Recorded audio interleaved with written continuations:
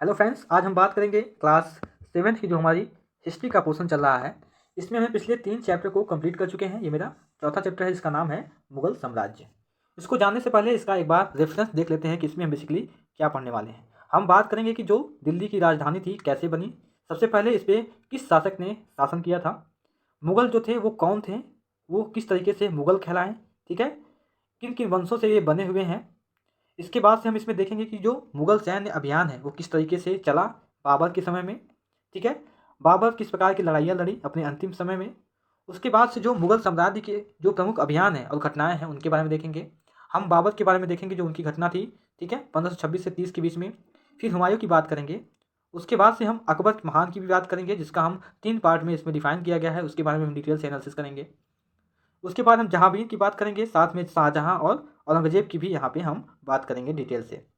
उसके बाद हम जो उत्तराधिकार की मुगल परंपरा है उसके बारे में भी देखेंगे कि उनकी परंपरा क्या रही है राजा को बनाने के लिए। जो मुगल के अन्य शासक के साथ संबंध था उन संबंधों को भी हम देखेंगे कि जो अन्य राजाओं के साथ उनका संबंध था किस प्रकार था।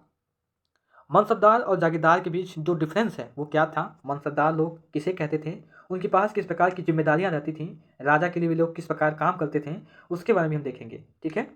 जो जब्त और जमींदारी प्रणाली थी इसके बारे में देखेंगे, किस प्रकार जो लोग कर के रूप में लेते थे उन्हें हम जब्ती कहते हैं, जैसा कि आपको यहाँ फिगर भी दिख रहा होगा, ठीक है। जो अकबर के मंत्री थे टोडरमल, उनके बारे में देखेंगे किस प्रकार उन्होंने जो पॉलिसी बनाई थी लेने के लिए, कर व्यवस्था को लेने के लिए। यहाँ पे हम बात करेंगे कि अकबरनामा और आईन अकबरी के बारे में देखेंगे। अकबर की जो पॉलिसी है उसके एक नज़दीक से हम देखेंगे कि जो उनकी पॉलिसी थी वो किस प्रकार थी। जहांगीर के दरबार में जो नूरजहां का प्रभाव था वो किस प्रकार था, जो नूरजहां ने फरमान जारी किया था उसके बारे में भी चर्चा करेंगे, ठीक है। जो अकबर ने एक इबादत खाने में धर्माओं की चर्चा की थी, उस चर्चे में कौन शामिल था और उसका मकसद क्या था, जैसा कि आपको फिगर में दिख रहा होगा। तो इस चर्चे के बारे में भी हम डिटेल से इसका एनालिसिस करेंगे और उन्हें किस प्रकार उनके दिमाग में सुलह कुल की जो पॉलिसी है या नीति है उनके दिमाग में आया था, ठीक है। 17वीं शताब्दी में और उसके पश्चात जो मुगल साम्राज्य का विस्तार था, क्या उनकी शक्ति क्षीण हो गई या नहीं, उसके बारे में देखेंगे। यदि उनकी शक्ति में कुछ कमी आई तो क्यों आई, ठीक है, इसके बारे में हम देखेंगे। जो राजा और रानियां उनके समय काल के समान पूरे विश्व भर में फैले हुए थे, ठीक है, चाहे ऑस्ट्रिया हो चाहे ऑटोमन साम्राज्य हो, उन साम्राज्य के बारे में भी हम थोड़ा सा देखेंगे। और लास्ट में हम देखेंगे कि जो यहाँ पे क्वेश्चन आंसर दिए गए हैं, मिलान और यहाँ पे रिक्त स्थान की पूर्ति, इन क्वेश्चन आंसर का भी हम इसका डिटेल से एनालिसिस भी करेंगे, ठीक है। अब आते हैं टॉपिक पे। मध्यकाल में किसी भी शासक के लिए भारतीय उपमहाद्वीप जैसे बड़े क्षेत्र पर जहाँ लोगों एवं संस्कृतियों में इतनी ज़्यादा विविधता थी, शासन कर पाना अत्यंत कठिन कार्य था। अपने पूर्ववर्तियों के विपरीत मुगलों ने एक साम्राज्य की स्थापना की और वह कार्य पूरा किया जो अब तक केवल छोटी अवधियों के लिए ही संभव जान पड़ता था। 17वीं शताब्दी के उत्तरार्ध में इन्होंने दिल्ली और आगरा से अपने राज्य का विस्तार शुरू किया और 17वीं शताब्दी में लगभग संपूर्ण महाद्वीप पर अपना अधिकार प्राप्त कर लिया। उन्होंने प्रशासन के ढांचे और शासन संबंधी विचार लागू किए। वे उनके राज्य के पतन पतन के बाद भी टिके रहे। यह एक ऐसी राजनीतिक धरोहर थी जिसके प्रभाव से उपमहाद्वीप में उनके पश्चात आने वाले शासक अपने को अछूता न रख सके। आज भारत के प्रधानमंत्री स्वतंत्रता दिवस पर मुगल के शासक जो निवास स्थल है दिल्ली के लाल किले की प्राचीर से राष्ट्र को संबोधित करते हैं। यहाँ पे आपको लाल किले का फिगर भी दिखाना चाह रहा हूँ। ये है लाल किला जो कि हमारे दिल्ली में स्थित है, ठीक है। अब आपके दिमाग में क्वेश्चन ये आएगा कि आखिर मुगल कौन थे। तो मुगल दो महान शासक वंशों के वंशज थे। माता की ओर से वे मंगोल शासक चंगेज खां जो चीन और मध्य एशिया के कुछ भागों पर राज करता था उनके उत्तराधिकारी थे। अगर हम पिता की ओर से देखें तो ईरान, इराक एवं वर्तमान तुर्की के जो शासक थे तैमूर, उनके वंशज थे। परंतु मुगल अपने को मुगल या मंगोल कहलवाना पसंद नहीं करते थे। ऐसा इसलिए क्योंकि चंगेज खां से जुड़ी स्मृतियां सैकड़ों व्यक्तियों के नरसंहार से संबंधित थी। यही स्मृतियां मुगलों के प्रतियोगियों उजबेकों से भी संबंधित थी। दूसरी तरफ मुगल जो है वो तैमूर के वंशज होने पर गर्व का अनुभव करते थे, ज़्यादा इसलिए क्योंकि उनके इस महान वंशज यानी कि पूर्वज ने 1398 में दिल्ली पर कब्जा कर लिया था। यहाँ पे जो आपको फिगर दिख रहा है, यहाँ पे क्या मंत्रणा चल रही है उसके बारे में एक बार यहाँ पे देख लेते हैं। तैमूर, उसके उत्तराधिकारी और मुगल सम्राट का एक यहाँ पे लघु चित्र दिया गया है। मध्य में जो है यानी कि यहाँ पे ये तैमूर बैठे हैं, यहाँ पे उनके दाहिनी ओर उसका पुत्र मीर शाह जो प्रथम मुगल सम्राट बाबर का लकड़दादा था, और उसके बाद अबू सैद जो बाबर के दादा थे। तैमूर के बाईं तरफ सुल्तान मोहम्मद मिर्जा जो बाबर के परदादा थे, और उमर शेख जो बाबर के पिता थे। ठीक है। तैमूर की दाहिनी ओर से तीसरे और चौथे पांचवें व्यक्ति मुगल सम्राट बाबर, अकबर और शाहजहां हैं, और उनकी दाईं ओर से उसी क्रम में हुमायूं, जहांगीर और औरंगजेब बैठे हुए हैं। ठीक है, यहाँ पे आपको फिगर भी दिख रहा होगा। ठीक है, यहाँ पे, ठीक है, 4 इधर 4 इधर, सॉरी 5 इधर, और बीच में तैमूर बैठे हुए हैं। तो कुछ दृश्य कुछ आपको यहाँ पे दिखाई दे रहा होगा। उन्होंने अपनी वंशावली का प्रदर्शन चित्र बना करके वहाँ पे दिखाया गया है, जैसे हमने बताया आपको, और प्रत्येक मुगल शासक ने तैमूर के साथ अपना चित्र बनवाया है, जो तैमूर और मुगलों की समूह में तस्वीर प्रस्तुत करता है। अब यहाँ पे बात आती है कि मुगल सैन्य अभियान ये कैसे होते थे। ठीक है, तो प्रथम मुगल शासक बाबर, जो कि 1526 से 30 तक उसके कार्यकाल के रूप में देखते हैं हम, ये जब 1494 में फरगाना राज्य का उत्तराधिकार प्राप्त किया तो उसकी उम्र केवल 12 वर्ष की थी। मंगोलों की दूसरी शाखा उज्बेकों के आक्रमण के कारण उसे अपनी पैतृक गद्दी छोड़नी पड़ी। अनेक वर्षों तक भटकने के बाद 1504 में काबुल पर कब्जा कर लिया। उसने 1526 में दिल्ली के सुल्तान इब्राहिम लोदी को पानीपत में हराया और दिल्ली की और आगरा को अपने कब्जे में ले लिया। ठीक है, यहाँ पे आपको दिख रहा होगा किस तरह से यहाँ पे युद्ध किया जा रहा था। मुगलों के प्रमुख सैन्य अभियानों को दिखाया गया है यहाँ पे फिगर में। इस लंबे घटनाक्रम में कोई पुनरावृत्ति आप यहाँ पे बता सकते हैं कि क्या क्या यहाँ पे किया गया है। ठीक है, जो युद्ध यहाँ पे लड़े गए हैं, अगर हम एग्जाम्पल के रूप में देखें तो यह गौर करेंगे कि अफगान मुगल सत्ता के लिए तात्कालिक खतरा थे। मुगलों और अहोम, सिखों, इन सारे को हम आगे आने वाले चैप्टर में पढ़ेंगे कि इनका किस प्रकार से कॉम्बिनेशन था, चाहे वो सिख हो गए, चाहे मेवाड़ हो गए या मारवाड़ हो गए, इन सब के बारे में हम आगे देखेंगे। ठीक है, हम ये भी देखेंगे कि औरंगजेब के शासन में गोलकुंडा और बीजापुर के अधिग्रहण से दक्कन में किस प्रकार युद्ध का अंत हुआ। ठीक है, और यहाँ पे आपको दिख रहा होगा किस प्रकार उनके समय में तोप खाने का यूज यहाँ पे किया गया था युद्ध के समय, जो कि अपने आप में नया था। यहाँ पे दिया भी गया है कि 16वीं शताब्दी के युद्धों में तोप और गोलाबारी की पहली बार यहाँ पे इस्तेमाल किया गया है। बाबर ने इनका पानीपत की पहली लड़ाई में प्रभावी रूप से इसका प्रयोग किया गया था। जो मल्टीपल एग्जाम होते हैं वहाँ पे कई बार पूछ लेते हैं कि तोप और गोलाबारी का सबसे पहले यूज जो है वो कौन किया, तो आप बोलोगे कि बाबर जो है यही जो है इसका सबसे पहले प्रयोग किए थे। ठीक है, यहाँ पे एडिशनल फैक्ट दिया हुआ है कि युद्ध में प्रयोग होने वाले बारूद की तकनीकी भारत में 14वीं शताब्दी में लाई गई। आग्नेयास्त्रों के लिए इसका प्रयोग सबसे पहले गुजरात, मालवा और दक्कन जैसे प्रदेशों में हुआ था। आरंभिक 16वीं सदी में बाबर द्वारा इसका प्रयोग किया गया था। इसको भी आपको नोट करना है कि जो आग्नेयास्त्र का प्रयोग किया गया था या बारूद का जो प्रयोग किया गया था वो भी जो है वो बाबर के द्वारा ही किया गया था। क्लियर है। यहाँ पे हम मुगल सम्राट के बारे में जो प्रमुख अभियान और घटनाएं यहाँ पे दी गई हैं उसको एक बार देख लेते हैं। सबसे पहले बात किया है बाबर की, जिसका कार्यकाल 1526 से लेकर के 1530 तक रहा। 1526 में पानीपत के मैदान में इब्राहिम लोदी एवं उसके अफगान समर्थकों को उन्होंने हराया था। ठीक है, इसको आपको नोटिस करना है कि जो यहाँ पे डेट दिया गया है 1526 का, ये पानीपत का इसमें प्रथम युद्ध का डेट है। ठीक है, तो इसको आपको ध्यान रखना है, जो भी यहाँ पे डेट दिया गया है उसको आपको ध्यान रखना है। 1527 में खानवा में राणा सांगा राजपूत राजाओं और उनके समर्थकों को इन्होंने हराया था। 1528 में चंदेरी में राजपूतों को हराया था और अपनी मृत्यु से पहले दिल्ली और आगरा में मुगल नियंत्रण स्थापित इन्होंने किया था। ठीक है, ये थे हुमायूं की बात। अब आते हैं ये थी बाबर की बात। अब आते हैं हुमायूं की तरफ। हुमायूं का जो कार्यकाल था वो 1530 से 40 तक यहाँ पे था। उसके बाद से जो सेकंड फेज था वो था 1555 से 56 के बीच में। हुमायूं ने अपने पिता की वसीयत के अनुसार जायदाद का बंटवारा किया। प्रत्येक भाई को एक एक प्रांत मिला। उसके भाई मिर्जा कामरान की महत्वाकांक्षाओं के कारण हुमायूं अपने अफगान प्रतिद्वंदियों के सामने फीका पड़ गया। शेर खान ने हुमायूं को 2 बार हराया। 1539 में चौसा का युद्ध हुआ था और 1540 में कन्नौज के युद्ध में हुमायूं को जो शेर खान था उसने हराया था। इन पराजयों से ने उन्हें ईरान की ओर भागने को बाध्य कर दिया। ठीक है, तो नोटिस क्या करना है कि जो हुमायूं और शेर खान के बीच युद्ध हुआ था दो, उसको आपको नोटिस करना है। एक 1539 में हुआ था जो कि चौसा का युद्ध, और 1540 में जो कि कन्नौज का युद्ध। क्लियर है।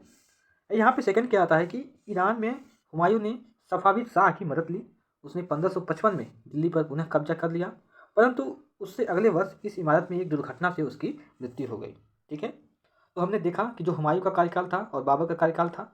अब हमारा नेक्स्ट में आता है अकबर का कार्यकाल। ठीक है, अकबर का जो कार्यकाल था वो लगभग 1556 से लेकर 1605 तक चला। 13 वर्ष की आयु में अकबर जो है वो सम्राट बने।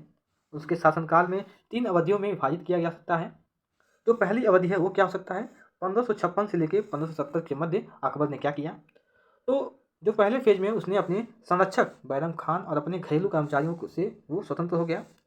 उसने सूरी और अन्य अफगानों के निकटवर्ती राज्यों में जो मालवा और गोंडवाना है तथा अपने सौतेले भाई मिर्जा हाकिम और उज्बेकों के विद्रोह को दबाने के लिए सैन्य अभियान चलाए। 1568 में सिसोदिया की राजधानी चित्तौड़ और 1569 में रणथंभौर पर कब्जा कर लिया। ठीक है, ये थी फेज 1 की कहानी। जो फेज 2 की कहानी है वो क्या है कि 1570 और 1585 के मध्य गुजरात के विरुद्ध सैनिक अभियान हुए। इन अभियानों के पश्चात उसने पूर्व में बिहार, बंगाल और उड़ीसा में अभियान चलाए, जिन्हें 1589 से 80 में मिर्जा हाकिम के पक्ष में हुए विद्रोह ने और जटिल कर दिया। ये हमारा हो जाएगा सेकेंड फेज। अगर हम आते हैं थर्ड फेज की तरफ, तो इनका जो थर्ड फेज था वो था 1585 से 1605 के मध्य। इसमें इन्होंने साम्राज्य का विस्तार हुआ, उत्तर पश्चिम में अभियान चलाए गए, सफ़ाविदों को हराकर कांधार पर कब्जा किया गया और कश्मीर को भी अपने में मिला लिया गया। मिर्जा हाकिम की मृत्यु के पश्चात काबुल को भी उसने अपने राज्य में मिला लिया। दक्कन में अभियानों की शुरुआत हुई और बरार, खानदेश और अहमदनगर के कुछ हिस्सों को भी उसने अपने राज्य में मिला लिया। अपने शासन के अंतिम वर्षों में अकबर की सत्ता राजकुमार सलीम के विद्रोहों के कारण लड़खड़ाई और यही सलीम आगे चलकर सम्राट जहांगीर कहलाए। ठीक है, तो हमने किसको किसको देखा? हमने बाबर को देखा, जिनका कार्यकाल जो था वो 1526 से 30 के बीच में था। ठीक है, यहाँ पे जो युद्ध लड़े गए थे, जो 1526 में पानीपत का युद्ध था, 1527 में खानवा का युद्ध था और 1528 में चंदेरी का युद्ध, इसको आपको नोटिस करना है। हम सेकंड में आते हैं, वो था हुमायूं, जिनका कार्यकाल 1530 से 40 और सेकंड जो कार्यकाल था 1555 से 56 के बीच में रहा। उसमें दो युद्ध हुए थे मेन रूप से, 1539 में चौसा का युद्ध और 1540 में कन्नौज का बीच। किसके बीच लड़ा गया था? तो हुमायूं और शेर खान के बीच ये लड़ा गया था। अब हम सेकंड जो अकबर की बात करें तो उनका जो कार्यकाल था 1556 से लेकर 1605 के बीच में था। ठीक है, कई बार ये भी पूछ लेता है कि जब वो गद्दी पे बैठे और सम्राट बने तो उनकी जो आयु थी वो कितनी थी, तो आप बोलोगे कि 13 वर्ष थी। ठीक है, और उन्होंने 3 फेज में उनके शासनकाल को यहाँ पे बांटा गया है। ठीक है, अब यहाँ पे आई है सेकेंड, जो अकबर के बाद हमारे यहाँ आए हैं कौन? जहांगीर। उनका जो कार्यकाल था वो 1605 से लेकर 1627 के बीच में था। इन्होंने क्या किया? इन्होंने किया अकबर के सैन्य अभियानों को आगे बढ़ाया और मेवाड़ के जो सिसोदिया शासक थे अमर सिंह ने उन्होंने मुगलों के सेवा को स्वीकार कर लिया। इसके बाद सिखों, अहोमों और अहमदनगर के खिलाफ उन्होंने अभियान चलाए, जो पूर्णतः सफल नहीं हुए। जहांगीर के शासन के अंतिम वर्षों में उन्होंने राजकुमार खुर्रम, जो बाद में सम्राट शाहजहां कहलाए, उन्होंने विद्रोह कर दिया। जहांगीर की पत्नी नूरजहां ने शाहजहां को हाशिए पर धकेलने का प्रयास किया, लेकिन वे असफल रहे। अब नेक्स्ट में हमारा आता है शाहजहां, जो कि 1627 से लेकर 1658 के बीच इन्होंने शासन किया था। दक्कन में शाहजहां के अभियान जारी रहे। अफगान अभिजात खान जहानदार लोधी, इनका नाम था अफगान अभिजात खान जहान लोधी। इन्होंने विद्रोह किया और वह पराजित हुए। अहमदनगर के विरुद्ध अभियान हुए, जिसमें बुंदेली की हार हुई और ओरछा पर कब्जा कर लिया गया। उत्तर पश्चिम में बल्ख पर कब्जा करने के लिए उज्बेकों के विरुद्ध अभियान हुए, जो असफल रहा। परिणामस्वरूप कांधार सफ़ाविदों के हाथ से चला गया। 1632 में अंततः अहमदनगर को मुगल के साम्राज्य में मिला लिया गया और बीजापुर की सेनाओं ने सुलह के लिए आवेदन किया।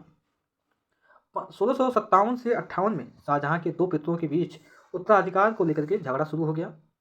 उसमें औरंगजेब की विजय हुई और दारा सिकोह समेत उनके जो तीनों भाई थे उनको उन्होंने मौत के घाट उतार दिया। शाहजहां को उसकी शेष जिंदगी के लिए आगरा में औरंगजेब ने कैद कर लिया। ठीक है, अब हम आते हैं औरंगजेब की तरफ। जो इसका कार्यकाल था वो था 1658 से लेकर के 1707 के बीच। अगर हम इसका पहला फेज देखें तो 1663 में उत्तर पूर्व में अहोमों की पराजय हुई, परंतु उन्होंने 1680 में पुनः विद्रोह कर दिया। उत्तर पश्चिम में यूसुफजई और सिखों के विरुद्ध अभियान को अस्थायी सफलता मिली। मारवाड़ के राठौर राजपूतों ने मुगल के खिलाफ विद्रोह कर दिया, जिसका कारण था कि उनकी आंतरिक राजनीति और उत्तराधिकार के मसलों पर मुगलों का हस्तक्षेप। मराठा सरदार शिवाजी के विरुद्ध मुगल अभियान प्रारंभ में सफल रहे, परंतु औरंगजेब ने शिवाजी का अपमान किया और शिवाजी आगरा स्थित मुगल कैद खाने से भाग निकले। उन्होंने अपने को स्वतंत्र शासक घोषित करने के पश्चात मुगलों के विरुद्ध पुनः अभियान चलाए। राजकुमार अकबर ने औरंगजेब के विरुद्ध विद्रोह किया, जिसमें उसे मराठा और दक्कनों के सल्तनत का सहयोग मिला। अंततः वह सफाविद ईरान भाग गया। ठीक है, अगर हम इसके सेकेंड फेज की देखें औरंगजेब के, तो अकबर के विद्रोह के पश्चात औरंगजेब ने दक्कन के शासकों के विरुद्ध सेनाएं भेजी और 1685 में बीजापुर और 1687 में गोलकुंडा को मुगलों ने अपने राज्य में मिला लिया। 1698 में औरंगजेब ने दक्कन में मराठों और जो छापामार पद्धति का उपयोग कर रहे थे उनके विरुद्ध अभियान का प्रबंध स्वयं किया। ठीक है।